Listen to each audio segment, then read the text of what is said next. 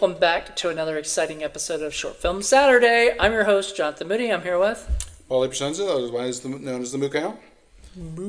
And Gaz Morgan, otherwise known as Gaz Morgan. Yes, Gaz Morgan. Gaz is here to go over short film. This is your first time on Short Film Saturday. It is my short time, my first time on short film. Yes, exactly. So we are here to talk about a 1986 film called Firefight.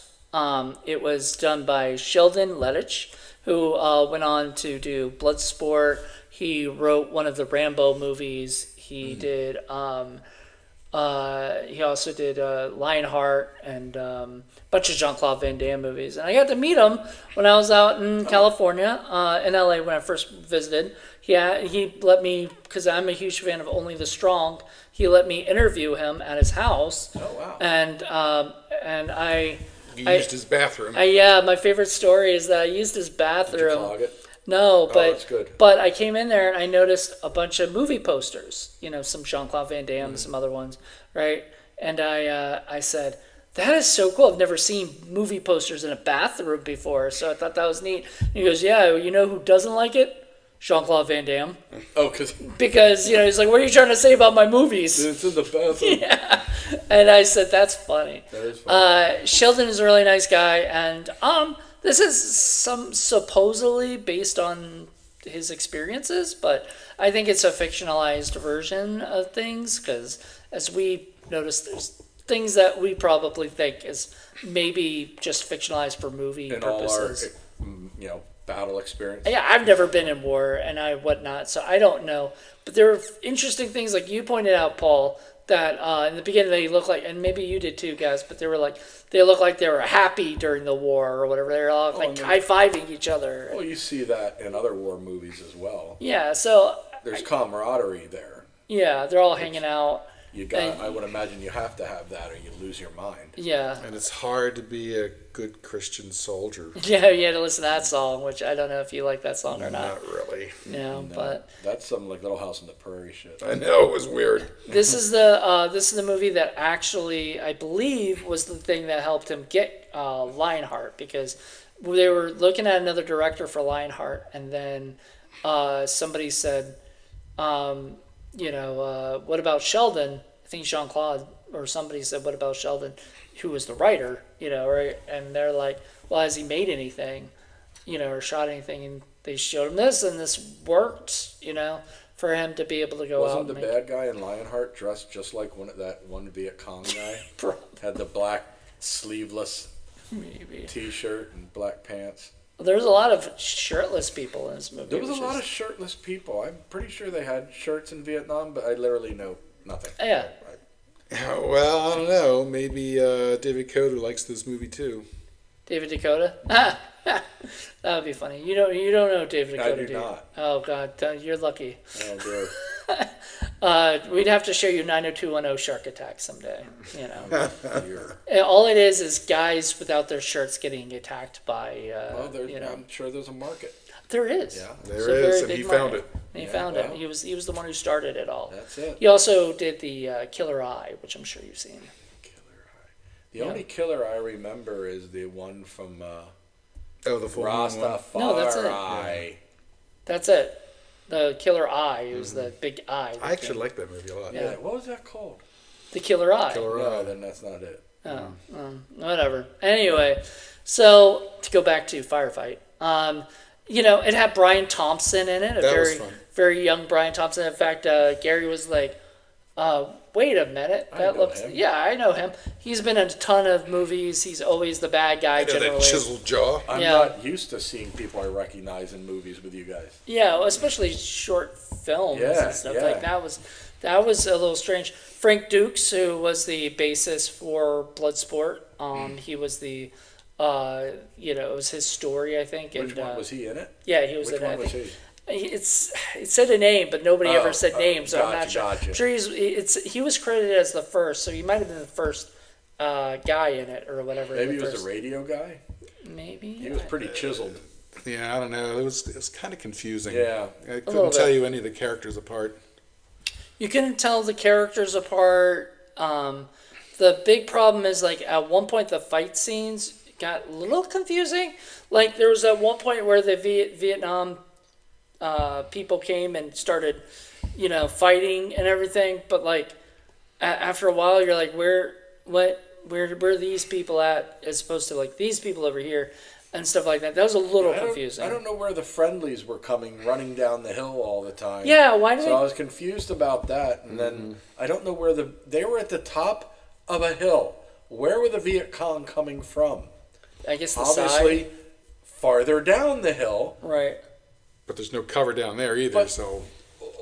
Yeah, I had a lot of questions. Why did they not get to go up the hill and be shot at?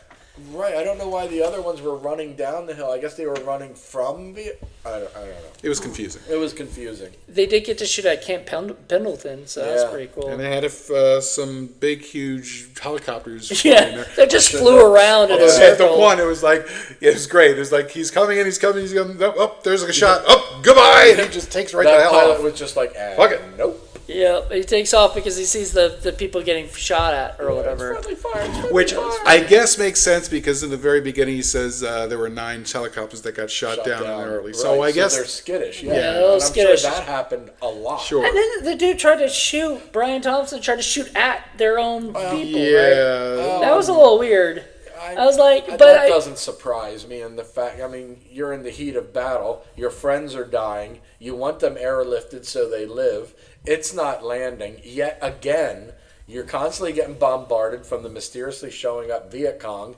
And then you've got the runaway, whatever they are, friendlies, running down this hill getting shot and blown up.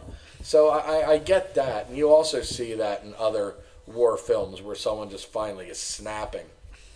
Well, you noticed at the end of the movie they had like special thanks by Sam Raimi, Rob Tappert, and Bruce Campbell. So Bruce Campbell, I missed that. Yeah, so there's a special thanks to Bruce.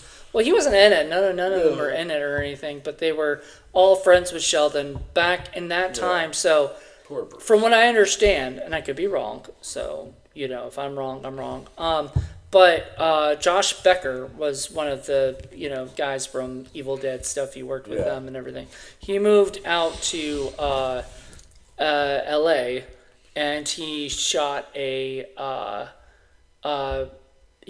wanted to make a movie, and so the first movie he ended up making was called Thou Shalt Not Kill Except, aka Stryker's War, which was had Sam Raimi as a Charles Manson type guy and stuff, and it's fun. It's fun. It's enjoyable.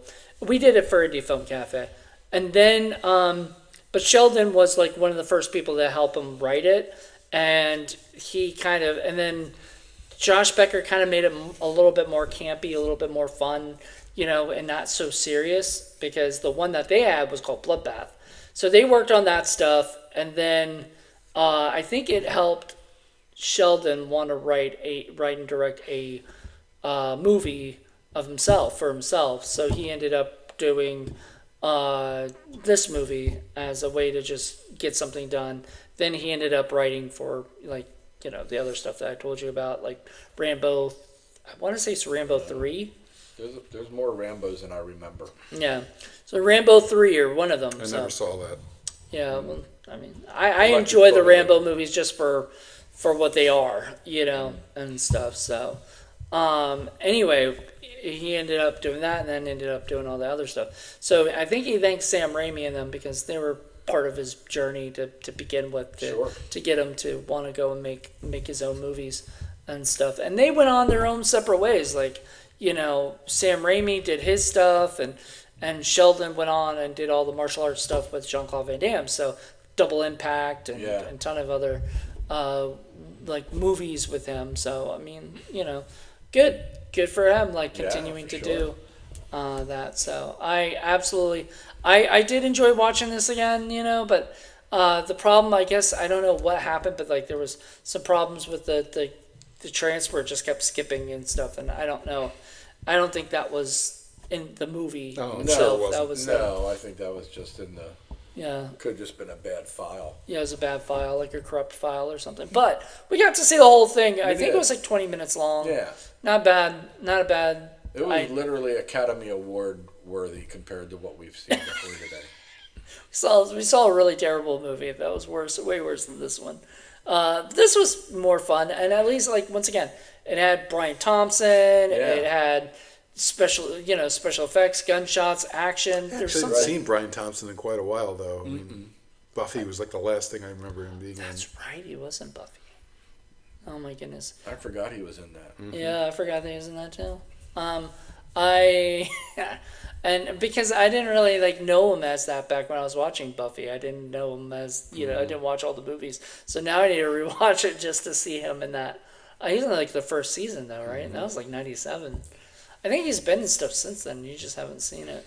Probably stuff that you wouldn't want to. He remember he get like a second episode. He gets staked because she breaks the mirror, and he's like, "Oh, like that's like it's not from the sun. That's from a lamp, you idiot." It stakes him, and he dies. Yeah. He's like, "Huh?" That was great. That was a great moment. That's when I knew I was going to love that film. I have That to show. go back and watch the Buffys again. It's been a long time. Rest in peace, Sander. Yeah, Alright. that's sad. And Bruce has cancer. Yeah. So that's sad. A lot of sadness in 2026. Yeah. All right. Well, on that note. Well, on that note, a cheery goodbye. Oh, we love you. Thank you, Sheldon, for making this interesting, fun, Yeah, it was fun. entertaining movie. And we'll be back with a new episode, which will be Paul's. So until then, everybody, Bye. Bye.